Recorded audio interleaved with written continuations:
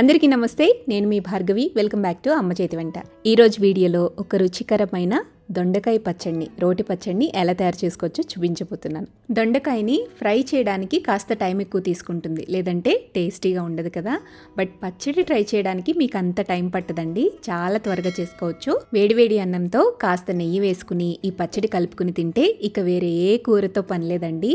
ఒట్టి ఈ పచ్చడితోనే అన్నం మొత్తం కూడా తినేసేయచ్చు అనమాట. చాలా రుచిగా ఉంటుంది. తప్పకుండా ఈ వీడియో చూసి మీరు కూడా ఇంట్లో ఈ దొండకాయ పచ్చడిని ట్రై చేయండి. సింపుల్ గా చెప్పేస్తాను, రెసిపీ ప్రాసెస్ చూసేయండి. ఫస్ట్ స్టవ్ మీద కడాయి పెట్టుకోండి. కడాయిలోకి 2 టేబుల్ స్పూన్ల దాకా వేరుశనగ గుళ్ళు వేసి దోరగా వేయించాలి. ఇలా నిదానంగా వేయించుకున్న తర్వాత ఈ వేరుశనగ గుళ్ళని పక్కకి తీసుకోండి. ఇప్పుడు అదే కడాయిలోకి 1 టేబుల్ స్పూన్ దాకా ఆయిల్ వేయండి. ఆయిల్ హీట్ అయిన తర్వాత ఇందులోకి ఒక 15 దాకా పచ్చిమిరపకాయలని ఇలా ముక్కలుగా చేసుకుని వేసుకోండి.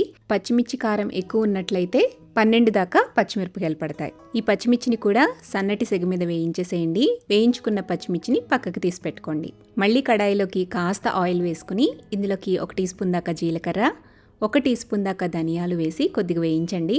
దినుసులు కాస్త వేగిన తర్వాత ఇందులోనే 1/2 కేజీ దాకా దొండకాయల్ని ఇలా మీడియం సైజులో ముక్కలుగా కట్ చేసుకుని వేసుకోండి. అలాగే 3 టమాటాలు తీసుకుని ఇలా పెద్ద ముక్కలుగా కట్ చేసుకుని వేసేసేయండి. ఇందులోనే రుచికి సరిపడా ఉప్పు కూడా వేసుకోండి. ఇప్పుడు ఈ దొండకాయల్ని టమాటాలని కూడా మూత పెట్టుకుంటూ మగ్గించుకోవాలి. మధ్య మధ్యలో కదుపుతూ ఉండండి. దొండకాయ చక్కగా వేగిపోవాలి, టమాటా మెత్తగా మగ్గిపోవాలి. ఒక 15 నిమిషాల పాటు మగ్గిస్తే సరిపోతుందండి. దొండకాయలు మగ్గిపోతాయి, టమాటా కూడా సాఫ్ట్గా అయిపోతుంది.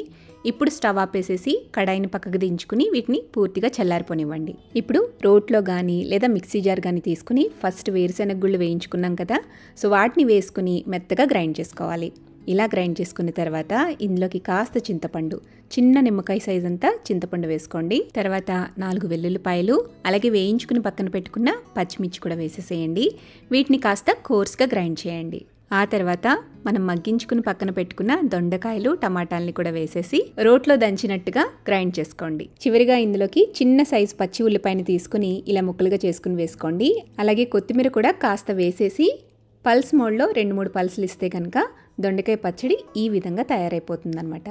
ఇలా దొండకాయ పచ్చడిని డైరెక్ట్గా మీరు అన్నంలోకి కలుపుకుని తినేసేయచ్చు. లేదా తాలింపు పెట్టుకోవాలనుకునే వాళ్ళు ఈ విధంగా ఒక 2 టేబుల్ స్పూన్ల దాకా నూనెని కడాయిలో వేసుకుని అందులోకి తాలింపు గింజలు వేయండి.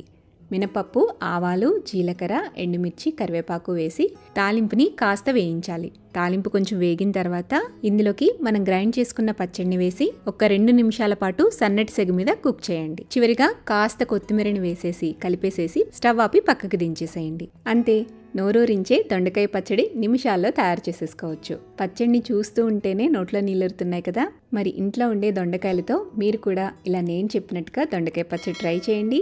ట్రై చేసి టేస్ట్ చేశాక మీ ఫీడ్బ్యాక్ని నాతో షేర్ చేయడం మర్చిపోవద్దు.